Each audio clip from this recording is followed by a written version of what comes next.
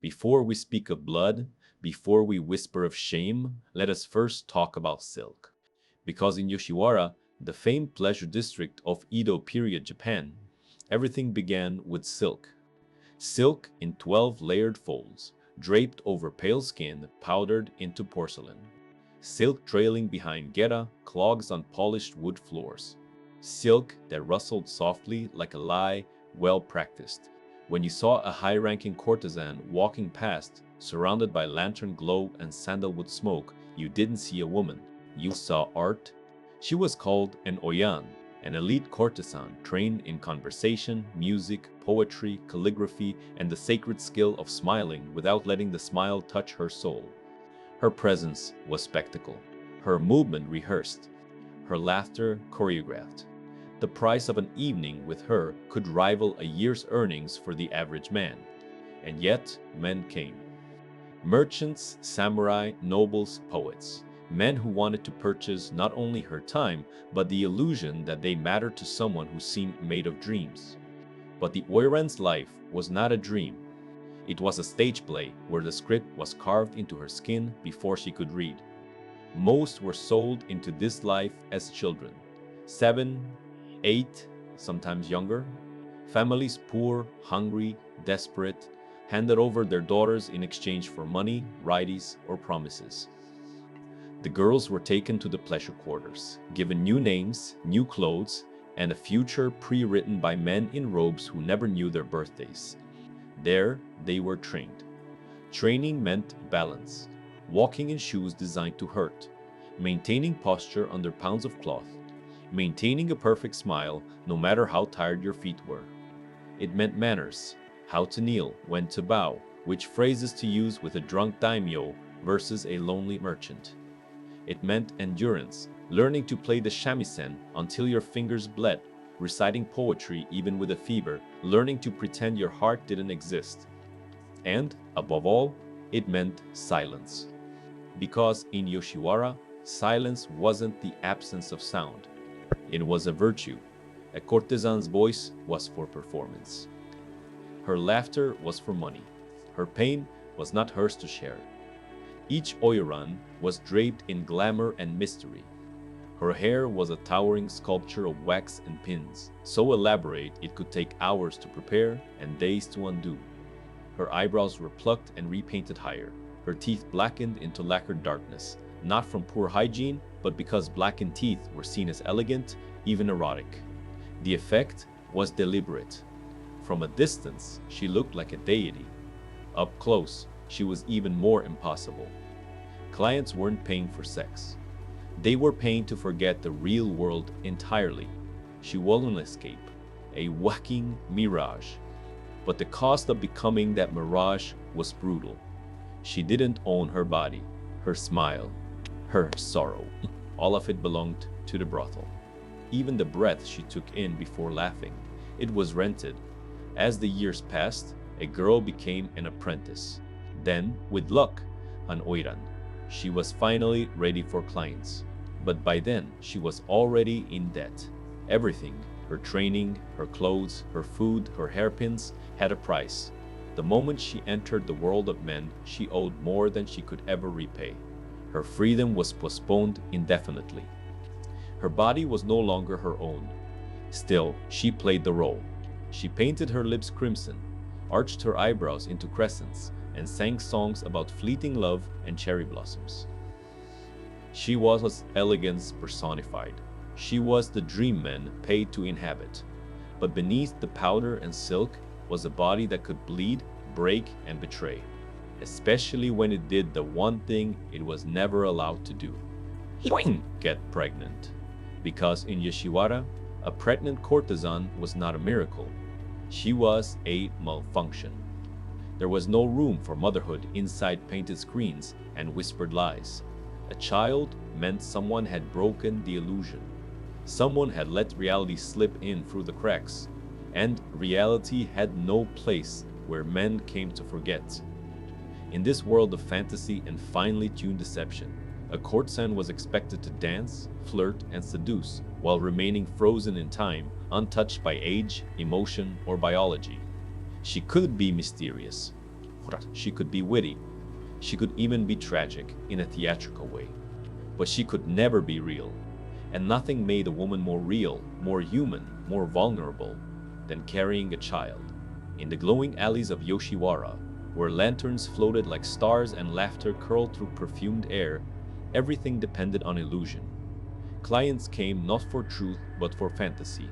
And in that fantasy, courtesans did not bleed, they did not age, and they certainly did not carry children. Pregnancy was more than inconvenient. It was scandal, a breach of contract. The Oiran, for all her silk and grace, was a product. She was the district's crown jewel, the brothel's most expensive investment. Men didn't buy her company. They leased her perfection on strict terms, and the most sacred term of all. Her body, though shared, must remain untouched by consequence. If a client left behind whispers or poems, fine. But if he left behind a child, that was unthinkable. Inside the brothel, every gesture was controlled. When to bathe, when to eat, when to smile. Her debt grew with every ribbon, every lesson, every meal.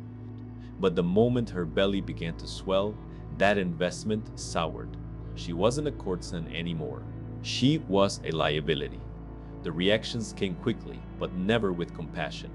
At best, she might be reassigned, sent to entertain low-paying drunks with missing teeth and wandering hands.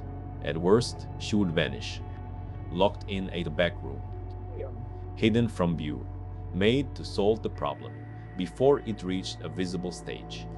Her fate rested not in sympathy, but in silence. If she handled it discreetly, perhaps she could return. If not, her story would end where the silk did, frayed and discarded. There were no protocols, no maternity leave, no pause for reflection. Pregnant courtesans were not treated as women in need of care. They were treated as broken goods. Something had gone wrong with the machinery, and someone, certainly not the client, had to be blamed. Brothels didn't scold men. That would break the fantasy. The samurai who whispered about cherry blossoms, the merchant who promised a better life. These men melted away the moment reality approached. They had families, reputations, futures. A pregnancy threatened all of it, so they disappeared. Changed districts. Feigned confusion. I don't remember her, and the brothel let them. Because blaming the buyer would be bad for business. Instead, the blame fell on the woman. The stage. The dream that dared to be human. Some brothel owners responded with cold logistics, reduce her rate, isolate her, reassign her. Others responded with cruelty, solitary confinement. Not out of vengeance, but out of fear. Fear that word would spread, that clients would learn the dream wasn't bulletproof. That if one courtesan could get pregnant, maybe they all could. And what man pays premium price to be reminded that actions have consequences? The courtesan, meanwhile, had no power, no legal voice, no recourse. Her contract, if it could even be called that, was closer to indenture. She couldn't refuse clients. She couldn't speak out. She couldn't even admit the truth without risking exile. And so, she lied. At first, it was easy. I'm tired from dancing. It must be bad shellfish. A bit of bloating, nothing more. She smiled through the nausea. Hid the swelling. Because she wasn't just hiding a pregnancy. She was hiding her doom. Behind paper screens, the other women knew. They whispered remedies, passed folded notes with desperate suggestions. 3 leaves, not 5. Mugwort steeped in silence. A certain way to lie flat. Another way to pray. They had no doctors, no midwives, only each other. And the terrifying sense that if they failed to fix it, no one would. The emotional toll was silent but deep. A courtesan was already trained to suppress sadness, jealousy, pain. But pregnancy added another layer of fear, a ticking clock inside her own body. Every heartbeat brought her closer to discovery. Every missed cycle was a step closer to exile. There were no celebrations, no gentle hands on her belly, no cradle waiting in the corner of the room. Instead, there was panic. A grim inventory of options, most of them dangerous, all of them secret. Outside, she still played the role, still poured the tea, still laughed at tired jokes. But inside, she was crumbling. Because the truth wasn't just growing beneath her ribs, it was threatening to end her life as she knew it. The brothel, meanwhile, kept spinning. Music, laughter, light. The show could never stop, not even for the girl behind the screen who had to choose between agony and survival. Because, in Yoshiwara, pregnancy was not a new beginning. It was an ending waiting to happen. If the fantasy of Yoshiwara was that women existed only to please, then pregnancy was a violent contradiction. It screamed. It swelled against the borders of silk and civility. It could not be ignored, and yet it had to be. So the courtesans of Edo did what women have done across centuries when cornered by power and left without protection. They became resourceful, not with medicine, not with doctors, not with kindness, but with what they had: old remedies, whispered recipes, rituals too desperate to be called healing. In this world, the female body was not something sacred, it was a contract, and when that body broke the terms, the woman had to fix it, no matter the cost. It started with the simplest option: tea. Not the kind served in porcelain cups with polite conversation. No, this was bitter, scalding, and brewed in secrecy. A handful of herbs that, in the right dose, could send the body into revolt. One leaf too many, and you bled. Too few, and you risked discovery. Some added sake to the mix, not for effect, but for courage. They drank in silence, holding their breath as the cramps started. They smiled through the waves of pain, serving wine to clients while blood slipped down their thighs. No one noticed. No one asked. That was the unspoken agreement. She would make the problem disappear, and everyone else would pretend it never existed. If the tea didn't work, and it often didn't, there was the bath, but not a soothing soak. This was heat pushed to the edge of consciousness. Boiling water drawn in secret. Herbs steeped until the room filled with a smell halfway between incense and poison. She would lower herself into the water slowly, carefully. If she screamed, she bit a cloth. If she fainted, someone was waiting, maybe a servant girl, maybe another courtesan who owed her a favor. The logic was simple. Heat shocks the womb. It forces the body to reject. At least, that's what they hoped. In reality, the bath could cause burns.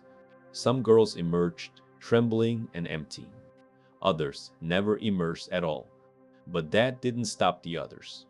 Because nothing stops someone who's been told they're only worth what their body can offer, and that their body is now defective.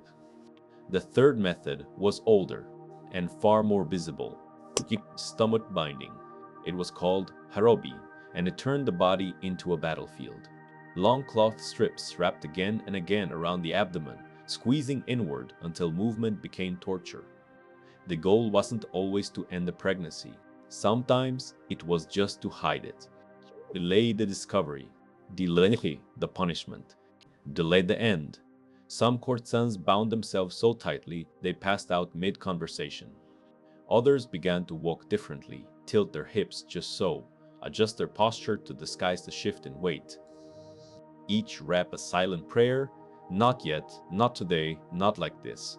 They lengthened the bindings, breathed shallowly to keep them in place. Each rap a silent prayer: not yet, not today, not like this. But there were worse methods still.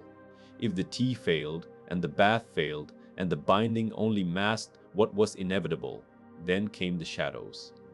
Women who didn't speak their names. Women known only through rumor. Some said they were retired courtesans, others said they had once been midwives. They were called basan, old women, and they were not found. They were summoned through whispers and folded notes, and they came with tools wrapped in cloth and eyes that didn't blink. There were no clinics, no gloves, no guarantees. Just a quiet room, hot water, and pain. The kind of pain that had no words, only breathing. Or not breathing, depending on how long it lasted. Some girls never walked again. Others never stopped bleeding. The price was sometimes money, sometimes a comb or a sash or a bottle of perfume. Once, it was said, one Basan took a hairpin soaked in tears as payment. She wore it for the rest of her life. And if all else failed, if the tea didn't work, the bath left her burned, the bindings collapsed, the Basan refused, or the clock ran out, then the courtesan did what she had always done. She went to work, laughed at the slurred compliments of men who had unknowingly caused the very thing she was hiding. And beneath the layers of silk, her body whispered a truth she could not say aloud. She was pregnant, and she was alone, because in Yoshiwara there was no space for motherhood. Only shame, only silence, only the quiet war she had to fight against her own body and lose gracefully. The women of Yoshiwara were trained to smile. Not because they were happy. That was never a requirement. Their smiles were decorations, like the red lacquer on their lips or the silk flowers in their hair. It was part of the job. A smile could mean everything: grace, elegance, flirtation, control. But it could never mean sorrow.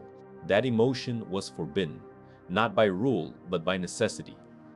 Because behind the folding fans and the ritual tea pouring, many of these women were carrying a weight they couldn't show, not just in their wombs, but in their hearts, in their very skin. Once a courtesan suspected she was pregnant, she entered a kind of emotional exile. She became two people, the illusion and the truth. One danced, the other trembled. One served tea and flattered men with phrases memorized at 12 years old. The other lay awake at night, silently counting the days since her last cycle, watching her belly in candlelight, feeling her heartbeat like a drum inside a trap. There were no real friends. Some girls helped each other. Others betrayed. A whispered secret could be a lifeline or a weapon. The fear was less constant. Not of death, they had long made peace with that, but of being discovered, of the silence breaking in the wrong place at the wrong time.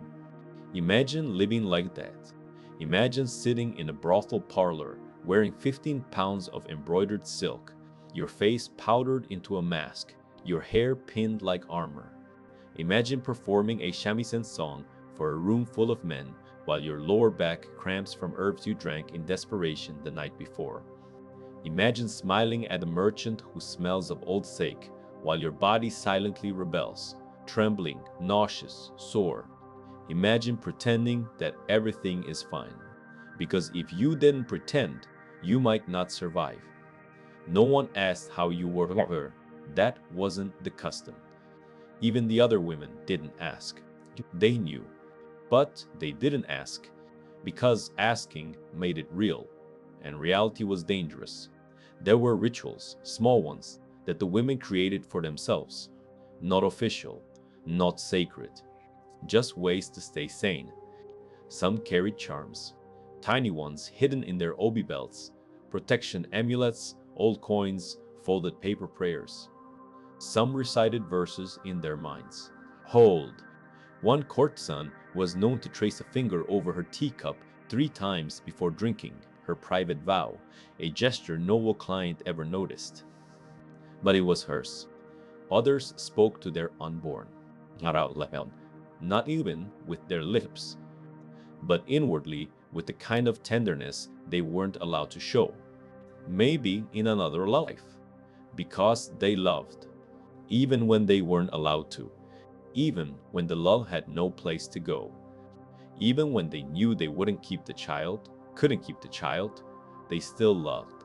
And that was the hardest part. They weren't monsters. They weren't soulless dolls made for decoration. They were women. Girls, often, capable of deep, secret devotion. of imagining a different life, a small home, a name for the baby, a moment of peace. But that imagining had to be buried, like smothering a candle with your bare hand. If they cried, they did it behind paper screens, with fists pressed into their mouths, not to protect themselves, but to protect the illusion, because if a client heard crying, it might disturb his experience, and no amount of heartbreak was worth the price of a disappointed customer. So the courtesans became masters of self-erasure. They didn't grieve in public. They didn't scream. They didn't plead. They absorbed everything, held it behind their eyes, and smiled, not because they were strong, but because they had no other choice. Some went numb. You cannot break down every day and still apply eyeliner with precision. You cannot grieve your child while flirting with the man who put it inside you. So they detached, created distance, wrapped themselves in detachment the way they wrapped their bodies in silk. Others found strength in tiny rebellions, a soft word to another courtesan, a hidden prayer, a message scratched into wood beneath the makeup table. One girl left pressed flowers in the storage room, one for each month she carried. No one spoke of it, but everyone knew. The brothel didn't acknowledge these things. It functioned like a theater, beautiful from the front and full of splinters behind the curtain. The women were performers, and pregnancy was not part of the script. So the emotional toll grew, unspoken but immense. Some carried it for weeks, some for months, some for the rest of their lives.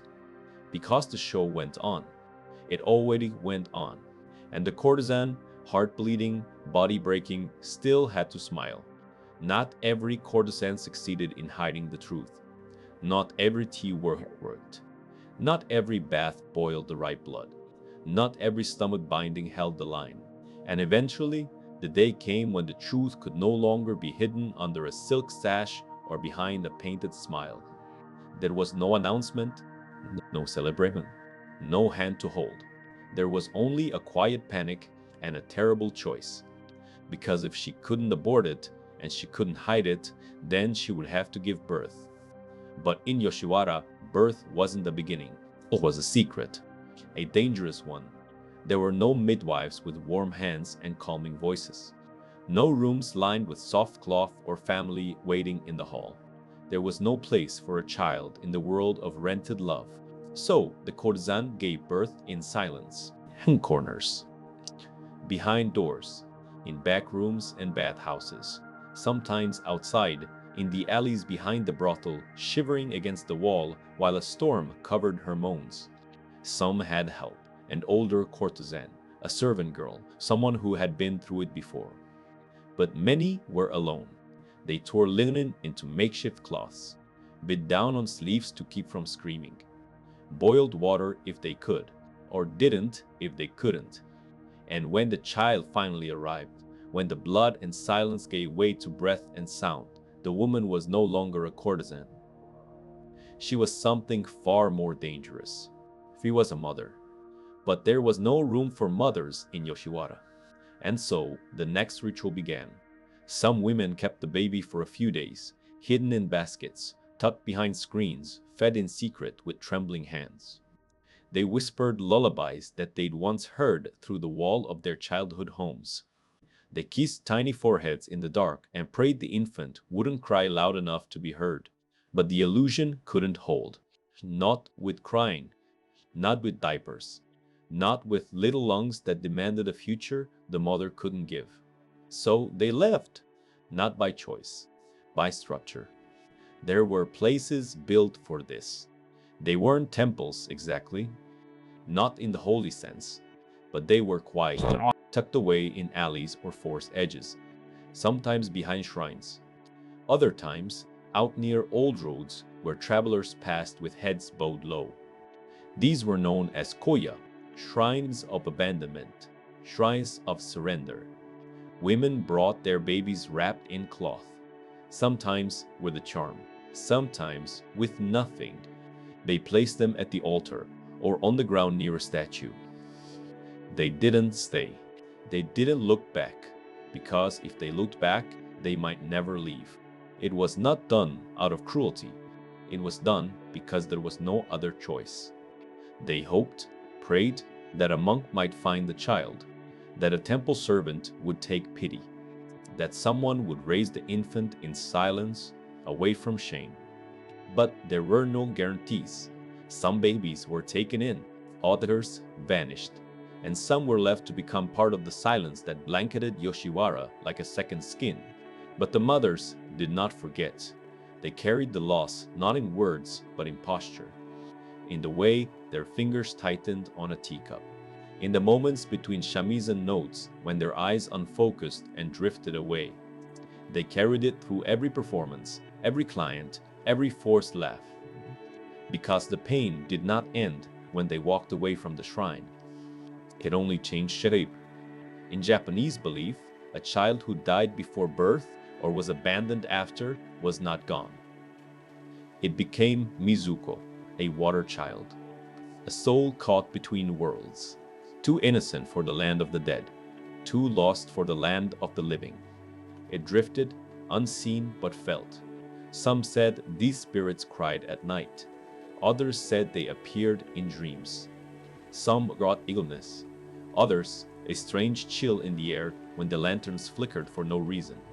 Courtesans believed they were followed by these spirits, and in a way they were.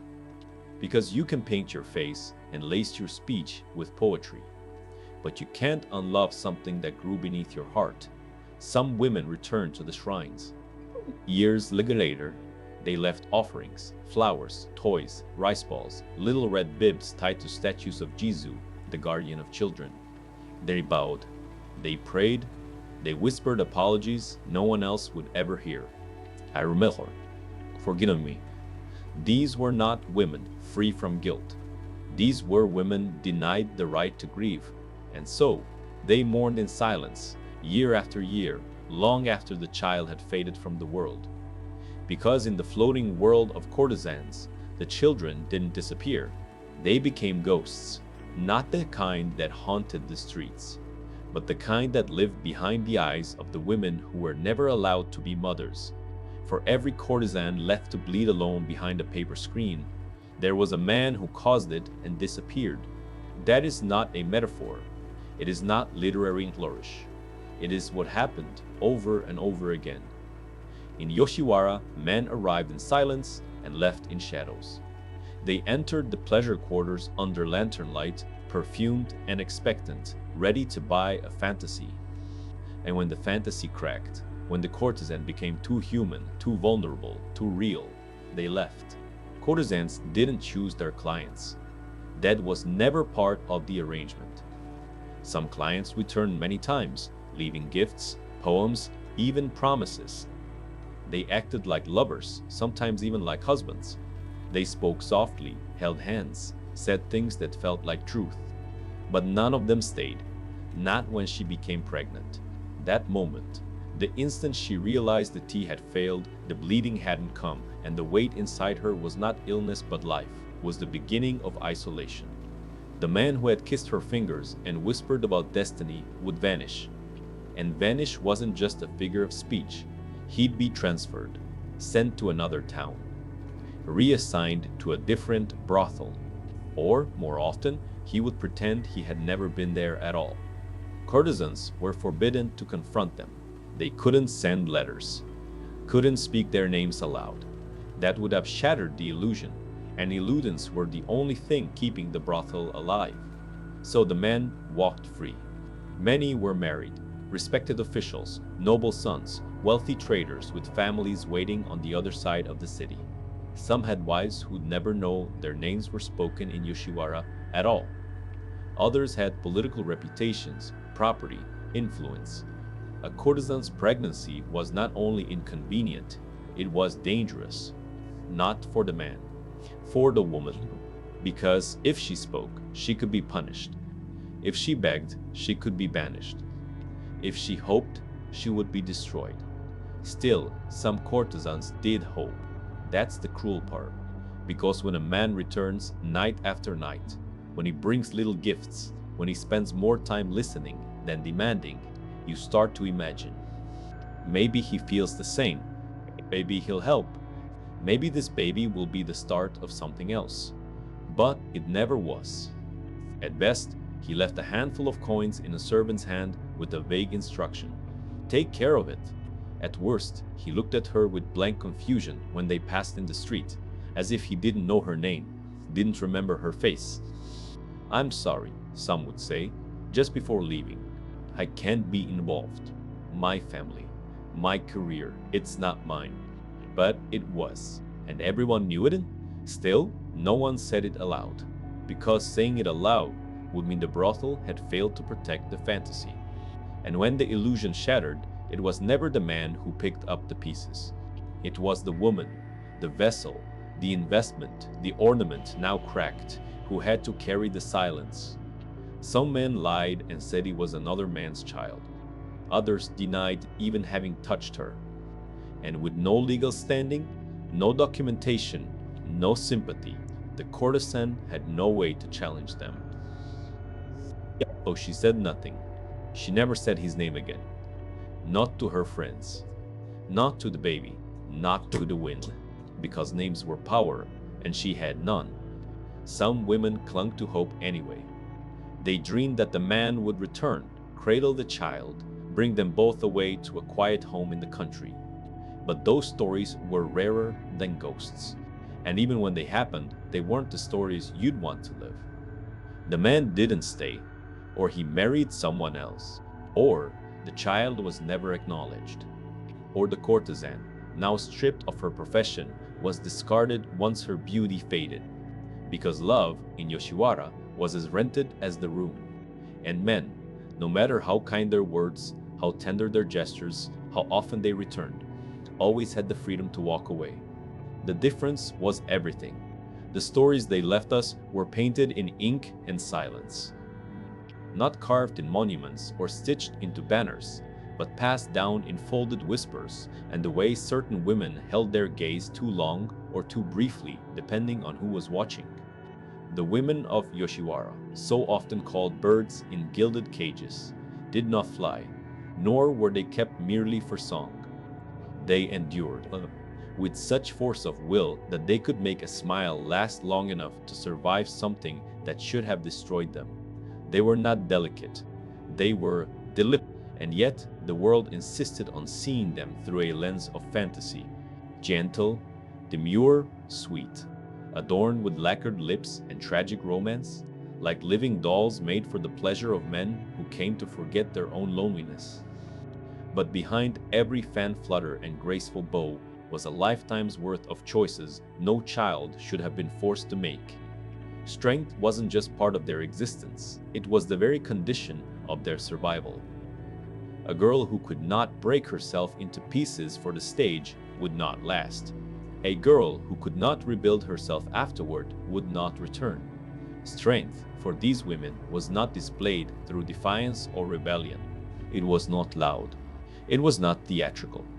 It was the kind of strength that folds itself inward, hides behind layers of silk, and learns to smile while bleeding. These women birthed children in silence. They memorized poems while enduring fevers. They tied their stomachs so tightly they couldn't breathe just to hide the fact that life was growing inside them. Then they served tea, poured wine, sang verses, and pretended none of it existed. That is not fragility. That is resilience forged under heat no fire could match. No historian wrote their names in gold. No brothel preserved a list of the women who miscarried in bathhouses or lost children to herbal poisons. Their names disappeared as quickly as their freedoms had. But their strength left traces, not in records, but in the ways they taught each other how to survive. Because in that hidden world, knowledge was not written down. It was passed hand to hand, breath to breath. An older courtesan showing a younger one how to bind her stomach. A servant girl whispering which tea to steep longer. A knowing glance when blood seeped through layers of cloth and someone still had to dance. They did not call it wisdom. They did not call it bravery. They did not call it anything. Naming things gave them power, and power was dangerous. So they folded these acts into ritual, into rhythm, into the quiet choreography of life behind the curtain. And perhaps the greatest tragedy is that it worked so well, that they became so skilled at surviving, they could no longer remember how to live. Some did not make it. Some bled too long or too deep. Some disappeared after childbirth, not because they died, but because the brothel had no use for damaged merchandise. Some were seen months later, in a rural village, hair cropped, voice silent, eyes too tired to hold memory. Others became the rumors that circled among the girls. She ran away. She's a nun now. She lives with a farmer who doesn't ask questions. No one really knew, and perhaps that was the point. Escape wasn't freedom, it was a new silence, purchased with pain. But those who stayed, those who endured long enough to become the ones who taught others, they became guardians in their own right. Not of virtue, not of beauty, but of secrets. They knew what could be said and what could never be spoken aloud. They didn't talk about the baby left at the shrine, or the time they nearly died from the bath, or the man who promised and vanished. But they remembered, and in remembering, they carried something holy in a place that had no shrines for women like them. What does it mean to be strong in a world that denies your humanity? What does it mean to carry life inside you in a place that treats your body as decoration, not vessel? What does it mean to lose something you wanted and never be allowed to say so? It means the strength doesn't show up in the ways the world recognizes.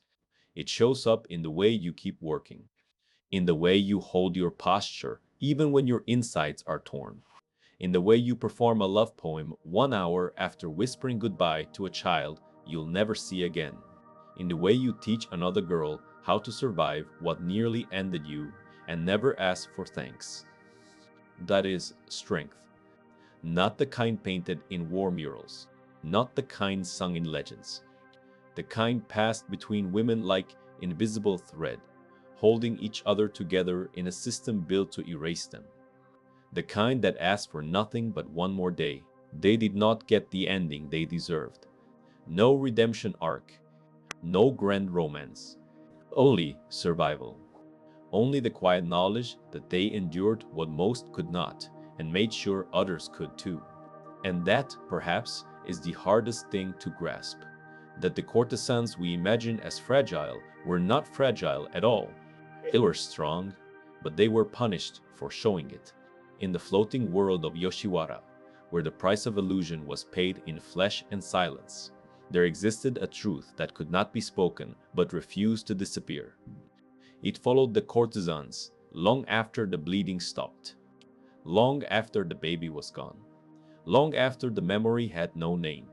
It came back in dreams, in scent, in silence. It came back as a presence, not always visible, but always there. They called them Mizuko, water children, not babies, burdens, unremembered, except by the women who carried them. In Japanese tradition, a Mizuko is the spirit of a child who died before or shortly after birth. They are neither in the world of the living nor at peace in the world of the dead. They float, not in rivers, but between realms, like echoes too soft to hear, like breath that never made it past the lungs. And for courtesans, Mizuko were everywhere. In the hallways, in the mirrors, in the space between laughter and music. Because the children didn't just disappear, they lingered, even when no one else wanted to admit it, even when the brothel demanded silence, even when the world refused to recognize that a courtesan could grieve. There was no mourning period, no funeral, no condolence. A child lost to a courtesan was a secret to be hidden, not a soul to be honored. But grief does not vanish because it is forbidden. It only sinks deeper. And eventually it rises again, not as a scream, but as a ritual, a mourning ceremony, a spiritual apology, a whispered prayer to the unborn. It was never public. It was never official. It happened in corners and shrines and late at night when no one was watching. A courtesan might travel far from the district, alone, veiled, carrying something in her sleeve, a toy, a note, a strip of cloth. She would go to a small temple that no one spoke about aloud, the kind built for secrets. There, she would find Jizo, the bodhisattva guardian of children and travelers. And she would begin. The ritual varied. Sometimes there was incense, sometimes nothing but breath. She might tie a red bib around the statue, the color of protection, the kind a living child might wear. She might leave sweets, a rice ball, a doll. She might light a candle and close her eyes and say the name she never got to speak aloud. And then she would apologize. Not because she didn't care, but because she did. She would say, "Forgive me." She would say, "I remember." She would say, "I loved you." And then she would leave. Not healed, but seen, even if only by stone, by smoke, by the soul of the child who waited between worlds. Some courtesans returned every year, quiet anniversaries no calendar acknowledged. They brought new bibs, new prayers, left more coins than they could afford. Some whispered that they felt peace afterward. Others said the spirits grew quieter, less restless. And some came only once, because the pain of returning was too great. But they came, because they needed to, because when the world denied them motherhood, denied them grief, denied them the right to say, "I lost something," this was all they had left. They made shrines out of memory. They turned pain into ceremony. They took what the world discarded and turned it into something sacred, not for applause, not for redemption, but because something inside them still believed the child deserved it. And maybe that's what Mizuko Kuyo really was. Not just a ritual for the dead, but a lifeline for the living.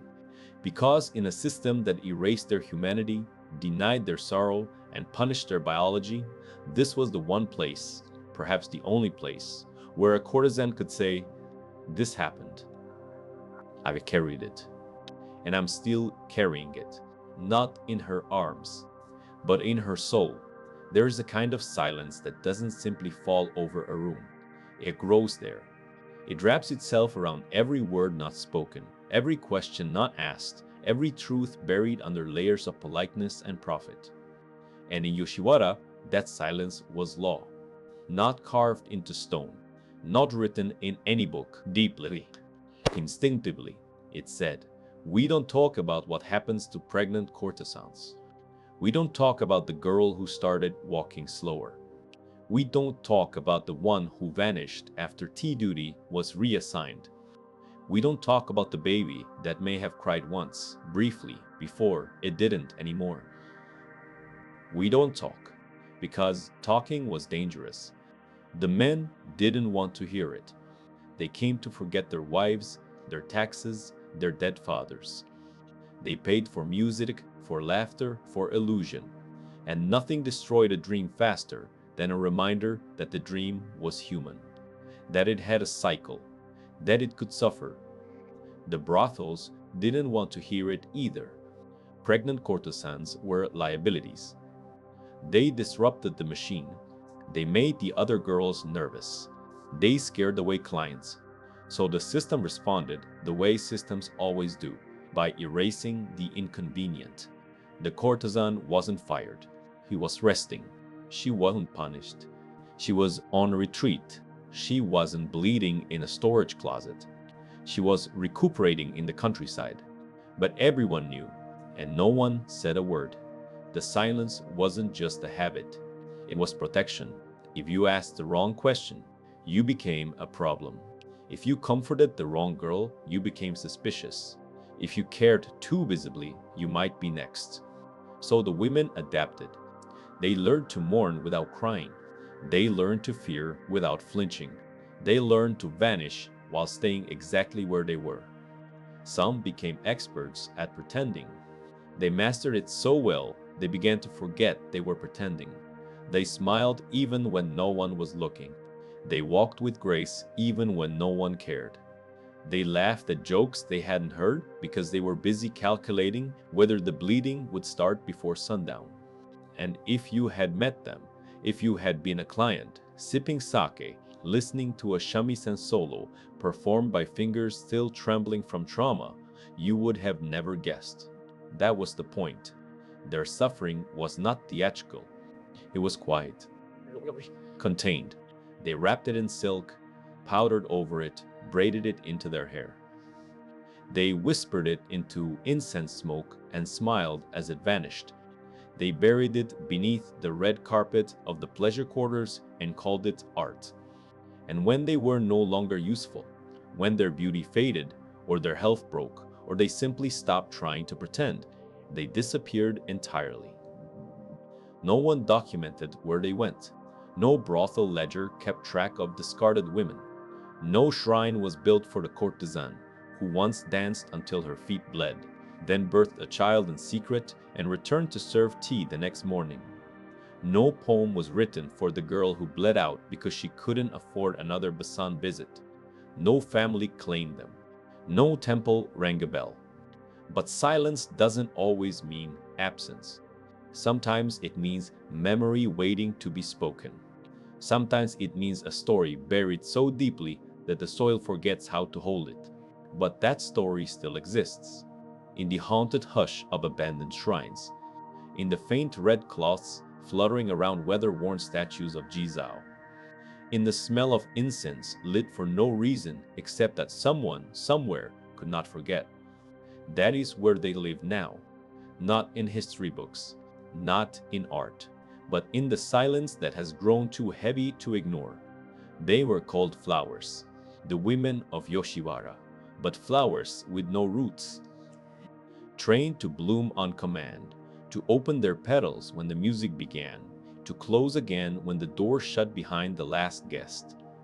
Their beauty was rehearsed, their movements memorized, and their silence, their true silence, was not passive but planted, deep within them like a stone in the gut, heavy and never passed. They were treated as art, not paintings on walls, but paintings that could pour wine and recite poetry. Living scrolls, breathing ornaments, not people, never quite people. And yet, they lived lives more complex than any poet could write.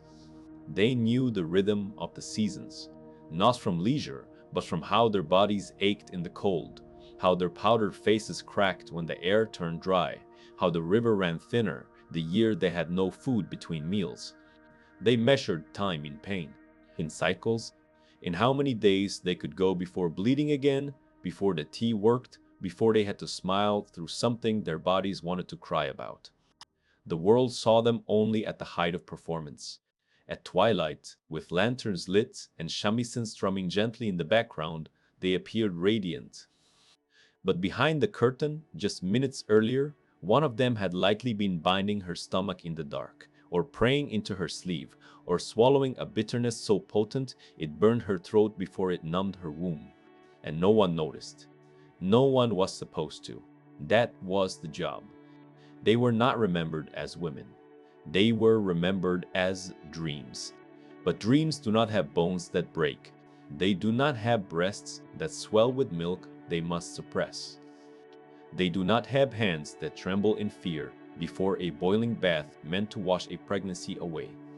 They do not bury a child in the mind and walk out moments later to bow and serve and dance like nothing happened. These women did, and for that they were called tragic. Never sacred. There are no family names carved in stone for them. No lineage proud to trace itself back to a courtesan who died in childbirth behind a red curtain. No daughter asked to light incense for a mother who once belonged to the highest house in the district. They passed from this world like wind through the reeds, bending, moving, disappearing, but leaving behind a silence that whispers if you lean close enough. Some say they were illusions, but no illusion mourns. No illusion looks at her own reflection and wonders whether the child she lost would have had her eyes. No illusion carries the weight of a soul that could never stay.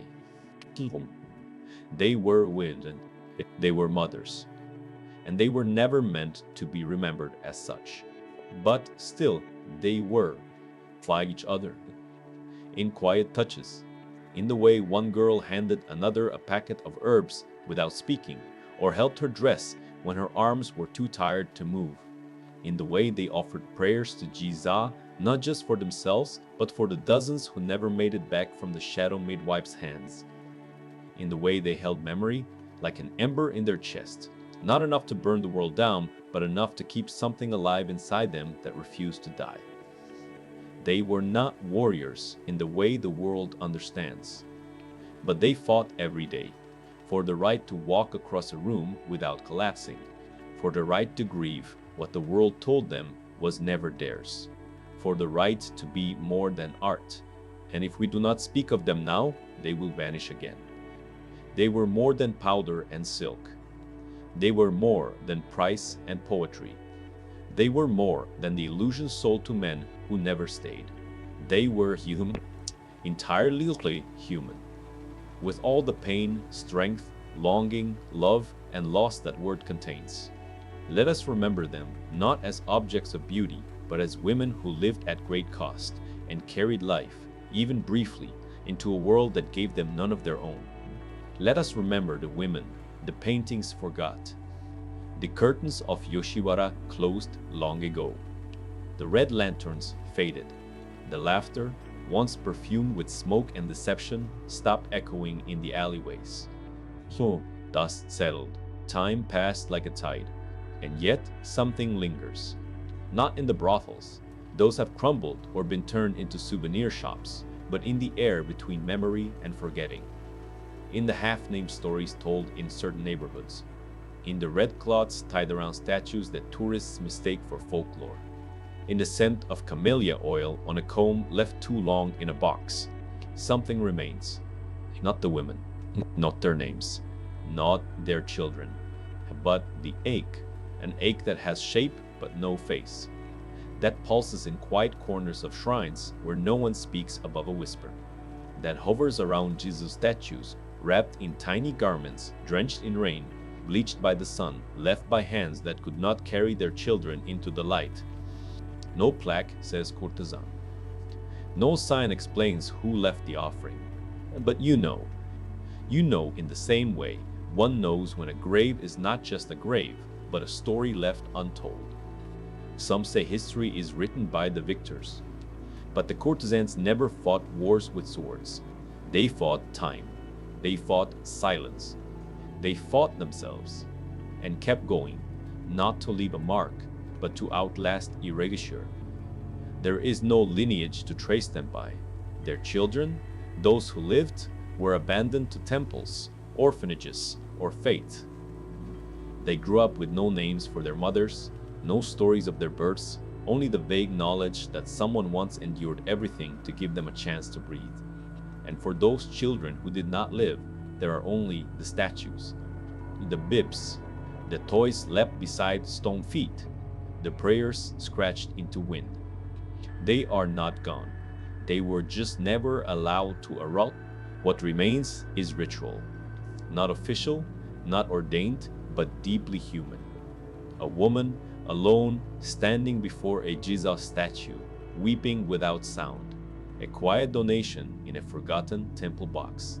An incense stick lit not for gods, but for a girl once known only by her working name. These are not customs passed through generations. These are instinctive memorials done by women who feel the weight of an absence they cannot name. Sometimes what remains is hidden in art. A woodblock print, decades old, showing a woman with eyes too tired to match the beauty drawn around her. You don't notice at first, but stare long enough and you see it. The tension in her mouth. The way her fingers fold into her lap like she's holding something that was never there. The artist didn't mean to show it. He only painted what he saw. But truth has a way of bleeding through even the most beautiful illusions. In some neighborhoods, old women still speak of the district in hushed tones. Not because they mourn its end, but because something in them refuses to name what it did to their ancestors. A distant aunt, a great-grandmother whose name was erased from the family tree. a rumor that someone once paid a debt with her daughter. It is not spoken openly, but it is known. Blood remembers. And what of the men? They are never part of what remains. Their names were recorded, their letters preserved, their legacies passed to sons. They were the buyers, the poets, the patrons. They were remembered, but not held accountable. They wrote poems about fleeting beauty while walking away from the lives they helped begin. They toasted to the moon while a girl they touched bled in secret. They played music while another woman prepared tea with shaking hands, wondering if she was already carrying the next silence. They do not remain. Only the ache they left behind does. And so we return to the statues, to the red bibs, to the offerings no one claims, to the prayers murmured in dialects long gone. That is what remains. Not their names, not their portraits, but their grief echoing in stone, and the quiet courage of women who keep lighting candles for those who never saw the sun. What does it mean to remember someone the world tried to forget? Not a general, not a hero etched in bronze or marble, but a girl who once walked a candlelit hallway, wearing sandals too small, carrying pain too large, smiling with a mouth painted red so no one would see the blood in her throat. A girl with a name no one wrote down. A girl whose body was used, then discarded, then erased, as though her existence had been smoke, beautiful and vanishing. What does it mean to speak for her? This is not history in the way schools teach it. It is not dates and dynasties, not treaties or empires. This is a different kind of record, a record kept in silence, in scars, in the soft rustle of silk that once hid the ache of 1,000 courtesans who learned how to dance on shattered bones. A record etched into bodies that were never allowed to rest. And now, long after their bodies are gone, the silence remains. But we do not have to obey it anymore. We can say it now. It existed. She lost a child. She whispered to a stone statue at night. She was not just a courtesan. It was a woman, a mother, and she deserved to be remembered as both. No one ever asked her if she wanted to be a symbol. No one gave her the choice to be worshipped for her beauty and ignored for her suffering. The world looked at her and saw a painting, a poem, a product. But she had memories, dreams, regrets. She cried for children she could not keep. She hid letters she would never send. She held the scent of a baby's hair in her mind longer than any perfume could last. She may have prayed for forgiveness, but what she really needed was recognition. We cannot give her justice. It is far too late for that. The rooms where she suffered are gone. The floorboards that caught her tears were burned or buried. The people who could have spoken for her chose silence. But we can say her name, even if we do not know it. We can say it for all of them. Say it for the girl who died after her first bleeding. Say it for the woman who gave birth behind a paper screen and never got to see the child's face. Say it for the old courtesan who limped through her final years, eyes hollow, hands steady from a lifetime of pretending. Say it for the ones who carried life in secret and lost it in silence. Say it for those who tied red bibs to statues, hoping someone, anyone, would notice and understand, because the world never did. It praised their poise, their elegance, their performance. It forgot their pain. And so their memory was passed not through monuments or museums, but through rituals, through red cloth, through incense smoke, through tears shed by descendants who don't even know why they cry at certain songs. But memory is strange. It travels through blood. It settles in bone. And sometimes, without knowing, we carry the grief of those who came before us. Women who weren't allowed to speak, who weren't allowed to rest, who weren't allowed to be. And if we stop, if we lighted a candle, if we whisper to the wind, "I see you," then perhaps, somewhere, something settles. A soul finds peace. A silence breaks. A story returns. and history becomes a little less empty. They were not just dreams, not just objects of desire, not just footnotes in a ledger of sins. They were women. They endured what few could, and they deserve more than silence.